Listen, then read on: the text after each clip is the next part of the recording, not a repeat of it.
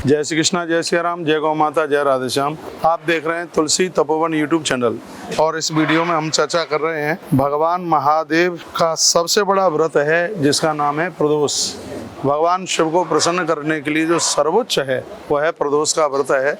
ऐसा वर्णन है कि जो पूरे साल भर सोमवार का व्रत किया जाता है उसकी जितनी पुण्य की महिमा है तो वह है एक प्रदोष के करने से उतने फल की महिमा वर्णित की गई है। तो अब के बार यह प्रदोष सोमवार का प्रदोष सावन का अंतिम दिन है सोमवार, और सोमवार को ये प्रदोष पड़ने से सोमवार की भी महिमा अपने आप में बहुत ज्यादा बढ़ गई है। और मैं आपको ये कहना चाहूंगा कि जिस दिन प्रदोष पड़ता है उस प्रदोष को उसी नाम से जाना जाता है। जैसे रविवार को जो प्रदोष पड़ता है उसको भानु प्रदोष या रवि प्रदोष के नाम से जानते हैं। यदि मंगलवार को प्रदोष पड़ता है तो उसको भौम प्रदोष के नाम से जानते हैं, और यदि प्रदोष है बुधवार को पड़ता है तो उसको सौम्यावारी प्रदोष के नाम से जानते हैं। वही प्रदोष यदि गुरुवार को पड़ जाए तो उसको गुरु प्रदोष के नाम से जाना जाता है। शुक्रवार को प्रदोष पड़ जाए तो उसको भृगु प्रदोष के नाम से जाना जाता है, और यदि वही शनिवार को पड़ जाए तो उसको शनि प्रदोष के नाम से जाना जाता है। अब मैं आपको ये चर्चा कर रहा हूँ कि कौन से दिन प्रदोष पड़ने से उस प्रदोष की क्या महिमा है। यदि रविवार को प्रदोष पड़ता है तो उस प्रदोष का व्रत करने वाले लोग बेरोजगार नहीं रहते, दुश्मन भी उनका सम्मान करता है। तो रविवार में पड़ने वाले प्रदोष को वंदन और पूजन करते हैं, भगवान का महारुद्राभिषेक करते हैं। भगवान शंकर की महिमा अपने आप में बहुत ज्यादा है। ऐसा कोई देव नहीं है, ऐसा कोई देवता नहीं है जो भगवान शिव को न पूजे। ऊपर के लोकों में भी भगवान शिव की पूजा होती है, और ऊपर के लोक में भगवान महादेव को तारकेश्वर के नाम से जाना जाता है। पाताल लोक में भी भगवान महादेव की पूजा होती है। पाताल में भगवान शंकर पूजते हैं, उन्हें वहाँ हाटकेश्वर के नाम से जाना जाता है। और मृत्यु लोक में भगवान शिव को महाकाल के नाम से जाना जाता है। मृत्यु लोके महाकालम सर्वलिंगम दर्शनम, ऐसा वर्णन है कि जो मृत्यु लोक में भगवान महाकाल का दर्शन करता है उसको इस धरती के मृत्यु लोक के सभी शिवलिंगों का दर्शन हो जाता है। इतना पुण्य प्राप्त हो जाता है, इतनी उसकी यह अपने आप में यह महिमा है। तो अब के बार सोमवार को जो प्रदोष पड़ा है यह इष्ट का दर्शन करा देगा, घर में शांति देगा, क्रोध को समाप्त कर देगा।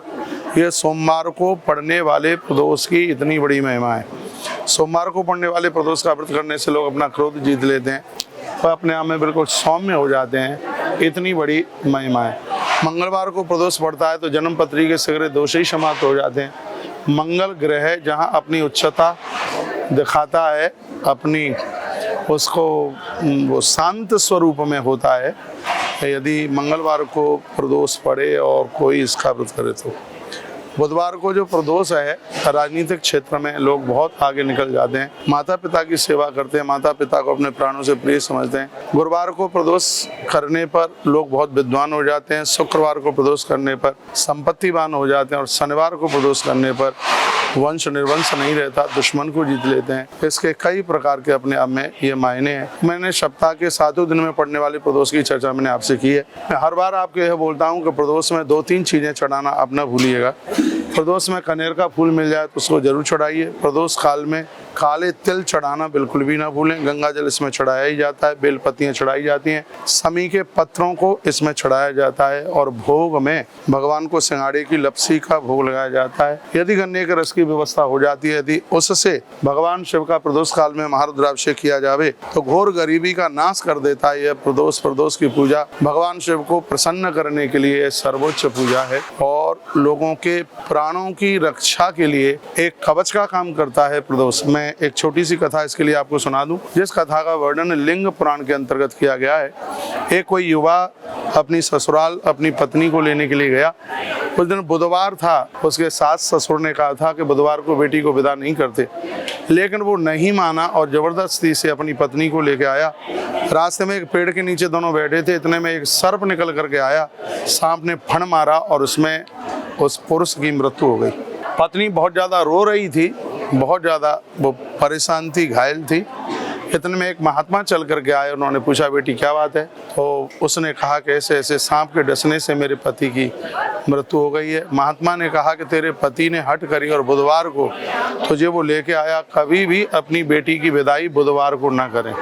तो महात्मा ने समझाया, कहा बेटी कल प्रदोष का व्रत है और तू प्रदोष का व्रत कर, भगवान महादेव तेरे पति के प्राण वापस दे देंगे।